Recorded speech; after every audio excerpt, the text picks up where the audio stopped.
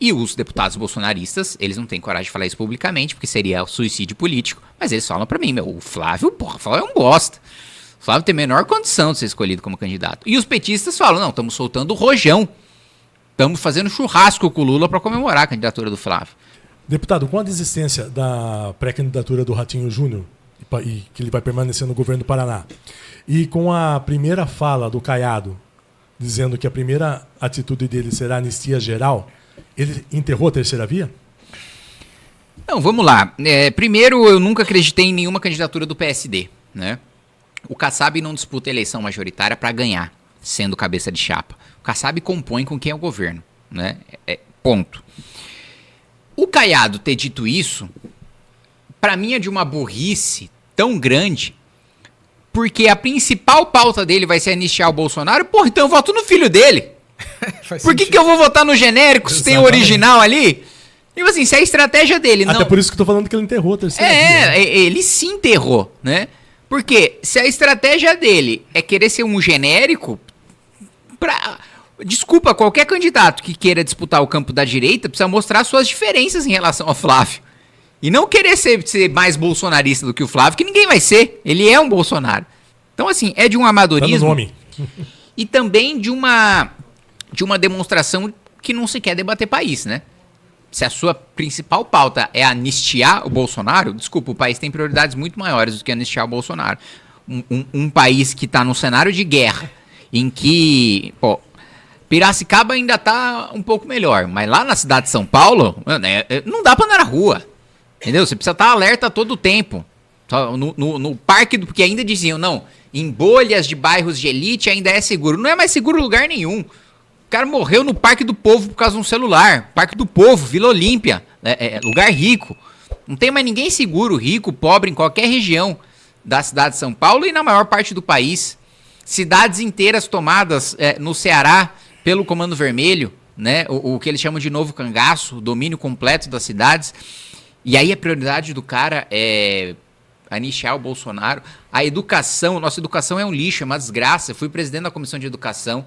O Brasil não tem nenhuma perspectiva, com a educação atual, o Brasil não tem nenhuma perspectiva de nada. A gente vai viver de esmola de país desenvolvido.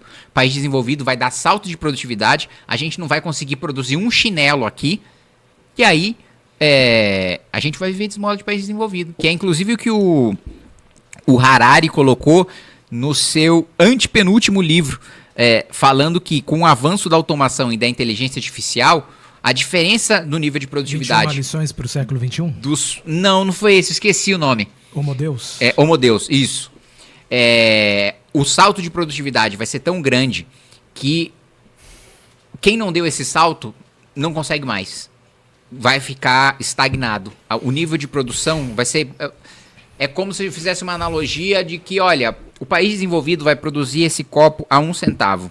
O Brasil vai produzir a R$2. Acabou. Não tem a menor chance de competir em nada. E por isso, o que ele diz é que vai ter que se criar um sistema de renda mínima que os países desenvolvidos financiando os subdesenvolvidos. Gente, desculpa, eu não quero viver de esmola de Estados Unidos, né? E aí a prioridade do Caiado com a educação destruída como a gente está é anistiar o Bolsonaro, assim, não dá para levar a sério. Kim, Flávio Bolsonaro como pré-candidato à presidência da República foi a melhor escolha do bolsonarismo, na sua percepção? Pro bolsonarismo foi a pior escolha, pro PT foi a melhor, né? Porque não existe quem tenha mais telhado de vidro do que o Flávio Bolsonaro, né? Se eles escolhessem um Ratinho, se eles escolhessem um Caiado, se eles escolhessem um Tarcísio, todos eles, primeiro, teriam uma rejeição muito menor do que o Flávio. O Flávio ele é tão rejeitado que quando ele foi escolhido, teve rebelião dentro da própria direita bolsonarista. Os próprios bolsonaristas falaram, não é possível que vocês, tanta gente para escolher, vocês escolheram o Flávio, né? Se quisessem alguém com sobrenome Bolsonaro, tinha a Michele, que tem uma rejeição muito, muito menor e que fala muito melhor do que o Flávio. Então, pro campo bolsonarista, foi um péssimo nome e pro PT foi um ótimo nome. E assim, eu digo para vocês, porque eu tô lá, né, no Congresso. E os deputados bolsonaristas, eles não têm coragem de falar isso publicamente, porque seria suicídio político, mas eles falam para mim, o Flávio, o Flávio é um bosta. O Flávio tem a menor condição de ser escolhido como candidato. E os petistas falam, não, estamos soltando o rojão. Estamos fazendo churrasco com o Lula para comemorar a candidatura do Flávio. Depois, tanto que, qual que é a estratégia do PT? Daqui a 3 dias, eles vão ligar a máquina contra o Flávio. Por quê? Passou 3 dias, passou o prazo para governador sair do cargo, para disputar, e passou o prazo de filiação. Então, o Flávio é o candidato. Não dá mais para trocar. Aí eles ligam a máquina para moer o Flávio. Porque tem muito telhado de vidro. Flávio participou do rachadão da Assembleia Legislativa do Rio de Janeiro. E é engraçado, era ele e o Ceciliano, deputado do PT. O deputado do PT era o presidente da Assembleia e dividia o rachadão com o Flávio Bolsonaro. Né? Depois, ele compra aquela mansão em Brasília, sem ter nenhuma renda para comprovar, e tem um escritório de advocacia que, sei lá, ele assinou 2, 3 casos. Fala-se por aí que ele advoga no STJ e, surpreendentemente, tem sucesso em algumas causas sem ter grande experiência no direito. Então, o Flávio, além de tudo, o Flávio é fraco. O Flávio ele já disputou uma eleição majoritária. Ele foi para um debate para a Prefeitura do Rio de Janeiro. Ele desmaiou no debate? Ele desmaiou por causa de uma pergunta da Jandira Fegali. E ele não só desmaiou, ele defecou nas calças, literalmente. E depois saiu o diagnóstico. Isso mesmo. Não, literalmente. E ele depois saiu o diagnóstico de que ele não tinha nada. De que ele desmaiou de nervoso. Então, se um cara, desculpa, eu tô lá, eu já debati várias vezes com a Jandira Fegali no Congresso Nacional. Se um cara treme pra Jandira Fegali, pelo amor de Deus. Com o Lula, então, ele vai cair pra trás. Então, assim, ele é fraco. Olha só a desculpa que ele deu agora para votar o PL da misoginia, que teve a rejeição grande da direita. Aí ele, vocês não estão entendendo, é uma armadilha do PT, porque é ano de eleição, eles querem me desgastar. Mas, filho, você votou a favor. Não foi o PT que botou seu dedo lá e votar sim, né?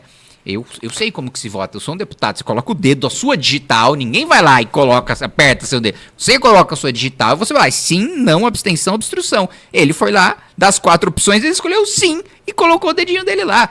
Aí ele, não tinha nenhuma chance de mudar isso no Senado. Gente, eu tô acostumado a perder, o meu trabalho é perder, porque eu sou de oposição. Se eu tivesse maioria, eu era o governo. E mesmo quando eu vou perder, eu obstruo, eu atrapalho, eu faço que a vitória seja mais custosa. Então, um projeto que poderiam aprovar em segundos, eu faço durar horas. Por quê? Porque é oposição, eu quero atrapalhar ao máximo. Se acontece alguma coisa no meio do caminho, sai um escândalo envolvendo o relator, o autor do projeto, tem pressão popular, eu viro o jogo. Na maioria das vezes viro? Não, 90% eu perco.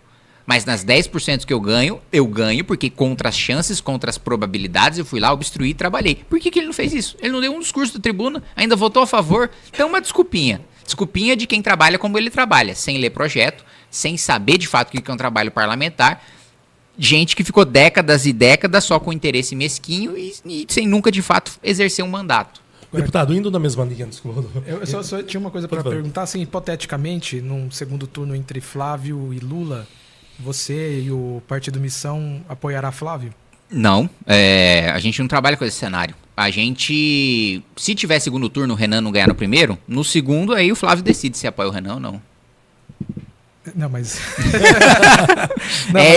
Eu falei hipoteticamente. Então, vocês apoiariam o Flávio? Não, a gente só trabalha com essas duas hipóteses. Com a sua terceira a gente não trabalha. Deputado. Tá fugindo do... Não tô. Pergunta pro Flávio. Ninguém pergunta pro Flávio se ele vai apoiar o Renan, então... Curtiu esse vídeo? Então deixa o like e comenta aqui embaixo o que você achou. Quero muito saber sua opinião.